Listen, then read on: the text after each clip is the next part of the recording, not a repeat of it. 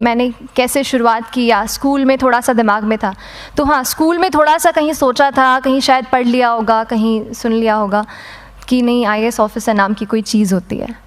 लेकिन तब ये भी नहीं पता था कि यार यूपीएससी नाम की कोई एग्ज़ाम है, सिविल सर्विस एग्ज़ाम है, उससे और भी पोस्ट में आप सिलेक्ट हो सकते हैं, ऐसा कुछ नॉलेज नहीं था। जब मैं अपने कॉलेज लेवल में आई, जब कॉलेज में एडमिशन लिया, मैंने भोपाल से ही प्राइवेट इंजीनियरिंग कॉलेज से केमिकल इंजीनियरिंग किया है।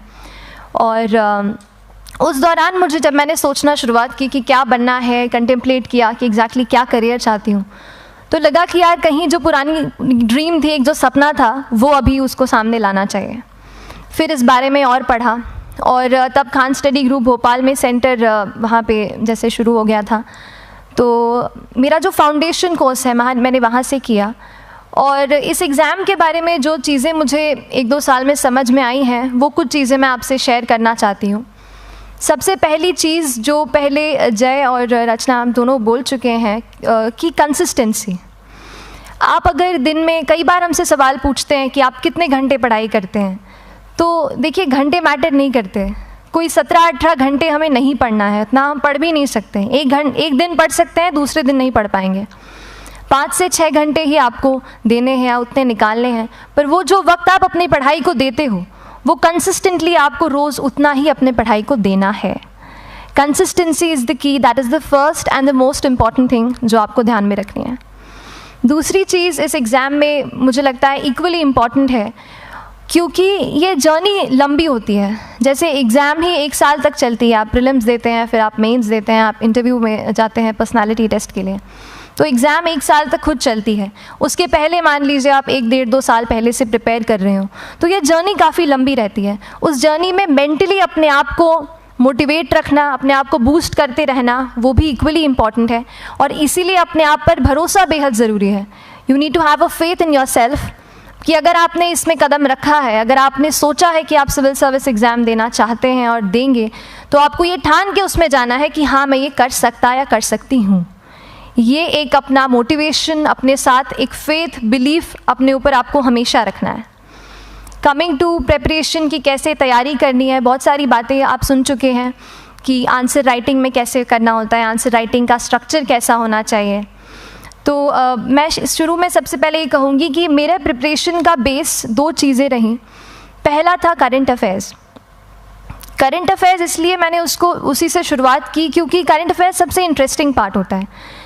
कई बार आपको हिस्ट्री कभी बोरिंग लगेगी, कई बार आपको लगेगा ज्योग्राफी इतना, कभी हर किसी के अपने अपने फेवरेट्स होते हैं। तो मुझे वो जो सब्जेक्ट्स लगते थे कि यार इतना मन नहीं करता है, लेकिन न्यूज़पेपर्स और करंट अफेयर्स में जो भी नया चल रहा है वो मुझे हमेशा इंटरेस्टिंग लगता था।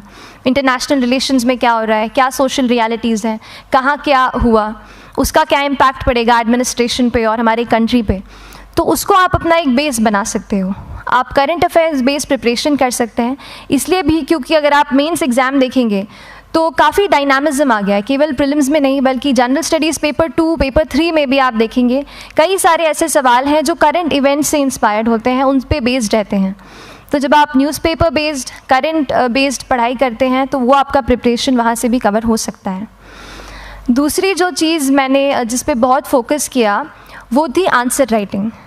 तो आंसर राइटिंग का जैसे खान सर बता रहे थे कि आंसर राइटिंग की प्रैक्टिस बहुत की, तो उसके पीछे मेरा ये था कि जब मैं हमेशा प्रीलिम्स का कोई भी पेपर टेस्ट देती थी, हम मॉक टेस्ट देते हैं, तो मॉक टेस्ट देती थी तो हमेशा मेरे मार्क्स करीब 90 to 110, 120, इससे ऊपर मेरे कभी मार्क्स नहीं जाते थे।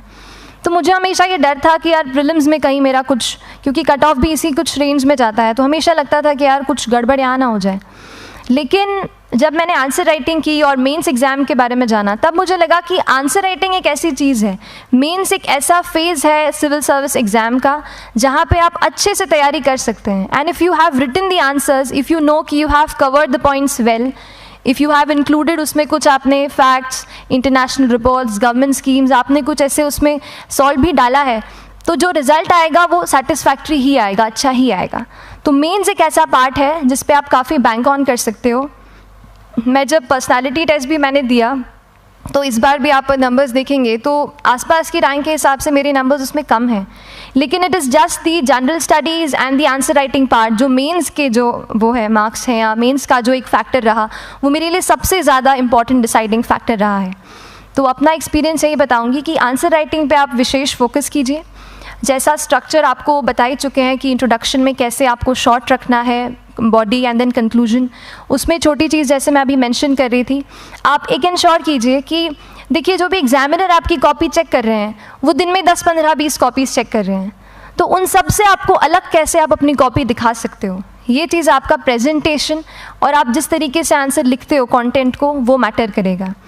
आप इंश्योर कर सकते हैं कि आपके आंसर में कुछ फैक्ट्स, गवर्नमेंट की स्कीम्स, कुछ कमिटीज़ बैठती हैं, जैसे एक प्रिवेसी पे जस्टिस BN श्रीकृष्णा कमेटी की रिपोर्ट आई है, तो आप मान लीजिए आपको कोई प्रिवेसी पे सवाल आ गया तो आपने उन कमेटी का नाम कोट कर दिया। ऐसे बहुत सारी कमिटीज़ होती हैं। कुछ इंटरनेशनल रिपोर्ट्स आते हैं, वो आप उनको इनके बारे में लिख सकते हैं। इंडिया का मैप आप बना सकते हैं। मैंने सीख लिया था कि 10-15 सेकेंड्स में कैसे जल्दी से मैप बनाना है और उस पर कैसे पॉइंट कुछ करना है, कुछ लोकेट करना है। तो ये कुछ ऐसी चीज़ें हैं जो आपके आंसर्स को एनरिच करेंगी और प्रेजेंटेबल बनाएंगी। तो इस तरीके से आंसर्स पे जैसे हम क्लास करते हैं, लेकिन उसके साथ साथ आपको ये कोशिश करनी है कि 1 से 2 आंसर पर डे आपको ज़रूर लिखने ही लिखने हैं, apart from the test series that you are doing. Answer writing से 2-3 चीज़ें होती हैं, ना केवल हमारी एक लिखने का हमें समझ आता है हम क्या लिखते हैं कैसा है, पर हमारा कॉम्प्रिहेंशन भी इम्प्रूव होता है। हमें कितना समझ में आया वो भी हमें खुद समझ आता है जब हम आंसर्स लिखते हैं। और इसीलिए आंसर राइटिंग पे आप फोकस कीजिए, 1 से 2 आंसर ज़रूर लिखिए। और आंसर राइटिंग के बाद the third pillar of my preparation जो काफ़ी इंपॉर्टेंट जिसने रोल प्ले किया, that was tests and test series and mocks. देखिए हम पढ़ रहे हैं यहाँ पर, I will also come to the point कि हम कैसे दिल्ली, भोपाल और इंदौर में प्रिपेयर करके बिना दिल्ली जाए हम कैसे कर सकते हैं, I will come to that point. पर उसके पहले टेस्ट की थोड़ी बात कर लेती हूँ कि टेस्ट देना क्यों ज़रूरी है। हम ये जो एग्ज़ाम दे रहे हैं सिविल सर्विस की, एक ऑल इंडिया लेवल एग्ज़ाम है and this cut throat competition. तो उसके लिए आप केवल पढ़ते रहें, सारी बुक्स, मटेरियल्स, स्टैंडर्ड ये करंट का सब पढ़ लें, लेकिन अगर आप ये नहीं जज कर पाए कि आपका क्या लेवल है at an all India level, तो चीज़ें समझ में आप नहीं, मतलब आप आगे नहीं बढ़ पाएंगे या सही डायरेक्शन नहीं पकड़ पाएंगे। तो इसलिए आप टेस्ट से घबराइए मत। कई बार टेस्ट का इनर्शिया होता है, ऐसे लगता है कि जब तक पूरा सिलेबस कंप्लीट नहीं कर लूँ तब तक टेस्ट नहीं दूंगा, लेकिन सच में बात ये होती है कि जब तक हम GS के मतलब पेपर देने अंदर भी घुसते हैं ना, तब भी उस सेकंड पे लग रहा होता है कि कुछ छूट गया है हमारा। तो ये चीज़ होगी ही, इसीलिए ये मैं कभी मत सोचिए कि जब तक पूरा सिलेबस नहीं कर लूँ टेस्ट नहीं दूंगा। जैसे आपका एक थोड़ा बेस बन जाता है प्रिपरेशन का, आप टेस्ट दीजिए, चाहे वो प्रीलिम्स का MCQ का टेस्ट हो या मेंस का राइटिंग स्किल की प्रैक्टिस हो, टेस्ट पे आप फोकस कीजिए। उसके बाद टेस्ट केवल देने के लिए नहीं देना है, उसको एनालाइज भी अच्छे से करना है।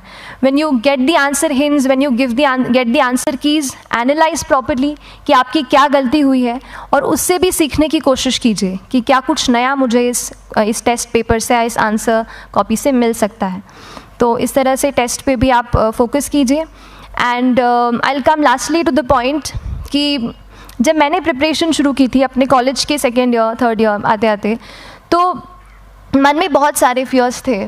मैं भी एक नॉर्मल फैमिली से हूँ, मेरे फैमिली में किसी ने आज तक सिविल सर्विस का पेपर भी नहीं लिखा था, तो मन में बहुत सारे फियर्स थे, डाउट्स थे, क्या होगा, कैसे होगा।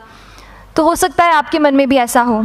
और हम जैसे यहाँ रहते हैं, हम सोचते हैं कि दिल्ली जाना तो सबसे ज़रूरी है, उसके बिना तो ये एग्ज़ाम हो ही नहीं सकती। तो उस पर मैं एक चीज़ बताना चाहूँगी कि जैसे KSG जैसे इंस्टीट्यूट हैं, जो फैकल्टी भी हमें वही मिलती है जो दिल्ली में पढ़ा रहे हैं, तो ये एक बहुत पॉजिटिव पॉइंट है कि क्वालिटी का कोई दिक्कत नहीं आएगी। बस एक चीज़ है, आप ज्वाइन करते हैं class, that will only provide you a direction, वो आपका रास्ता दिखा सकते हैं आपको कि इस रास्ते पर आपको चलना है, लेकिन चलना उस रास्ते पे आपको खुद है। You have to work on your own. कभी ये मत सोचिए कि मैं वहाँ नहीं जा पा रहा हूँ तो नहीं हो सकता, यहाँ है, तो हम एक्सक्यूज़ेस बनाते हैं। कई बार चैलेंजेस आते हैं। तो मैंने कॉलेज के साथ प्रिपरेशन की, तो उसमें भी काफ़ी दिक्कत आती थी। कभी कभार कॉलेज की एग्ज़ाम होती थी तो इसमें मैं अपना उतना वक्त नहीं दे पाती थी। तो उस मोमेंट पे फिर प्लानिंग ने मुझे बहुत हेल्प किया कि हम किस तरीके से अपने कॉलेज के एग्ज़ाम के लिए प्लान कर लें। जैसे मैंने इंजीनियरिंग की है और मुझे पता है कि हम इंजीनियर्स 1 महीने से ज़्यादा पहले से पढ़ते नहीं हैं, पढ़ते हैं क्या? तो वो चीज़ आप ध्यान रख सकते हो, उसको अपना स्ट्रॉन्ग पॉइंट बना सकते हो। 1 से 1.5 महीना जब exam is approaching, I used to plan my entire syllabus का प्रिंट आउट निकाल के I used to make my notes, उस तरीके से उसको मैं उसको संभाल लेती थी। तो whenever you are managing those things together, focus on planning, किस तरीके से आप एक माइक्रो प्लान बनाएं, अपना डेली एक प्लान बनाएं, वीकली टारगेट सेट करें और एक ब्रॉड विजन दिमाग में रखें कि ब्रॉडली आप मंथ्स में क्या कवर करने वाले हैं। अगर आप प्लानिंग अच्छे से करते हैं तो ज़्यादातर पोर्शन आपका वहीं से कवर हो जाता है, और जब आप टारगेट्स बनाते हैं, उनको टिक करते हैं, तो एक सेंस ऑफ कंप्लीशन भी आपको मिलता है कि yes I am on the right path और मैं सही जा रहा हूँ या जा रही हूँ। तो इस तरीके से प्लानिंग पे भी इक्वली फोकस कीजिए। एंड बस यही सिंगल बिगेस्ट मैसेज मेरी तरफ से यही रहेगा कि आपने अगर ठान लिया है, अगर आप सोचते हैं कि आप ये एग्ज़ाम क्रैक कर सकते हैं, तो आपको रोकने वाला और कोई नहीं, आप खुद ही हो सकते हैं। तो खुद आप अपनी रुकावट कभी मत बनिए, एक्सक्यूज़ेस मत बनाइए। ऑब्स्टिकल ज़रूर आएंगे, उन्हें आपको चैलेंज करना है। Challenges are meant to be challenged. तो सही तरीके से अपने ऑब्स्टिकल्स को हैंडल कीजिए, और इस एग्ज़ाम में अगर आप सही स्ट्रैटेजी रखते हैं तो आप अपने एक अटैम्प्ट में ही इसको क्रैक कर सकते हैं। एंड एनीवेज आप जो भी अटैम्प्ट नेक्स्ट रखते हैं, दिल में यही रखिएगा कि जो ये मेरा नेक्स्ट अटैम्प्ट होने वाला है, ये मेरा बेस्ट अटैम्प्ट होने वाला है। कभी भी इस एग्ज़ाम को हाफ हार्टेडली मत दीजिए कि चलो देख के देखता हूँ कैसा है पैटर्न का एग्ज़ाम का। अगर एग्ज़ाम का पैटर्न देखना है ना, तो घर पे 3 घंटा टाइम लगा के एग्ज़ाम दे दो, बस केवल पैटर्न देखने के लिए एग्ज़ाम अटैम्प्ट मत कीजिए। जब आप एग्जामिनेशन हॉल में जा रहे हैं या कोई अटैम्प्ट आपने सेट किया है, तो अपना सब कुछ उस एग्ज़ाम को दीजिए, अपना टाइम, एनर्जी, फोकस, जितना भी करेक्ट आप उसमें पॉजिटिविटी डाल सकते हैं उसको दीजिए, एंड पूरी तैयारी के साथ ही इस पेपर को दीजिए, and I am sure that you will succeed. So till then, all the very best to you and good luck. Thank you so much.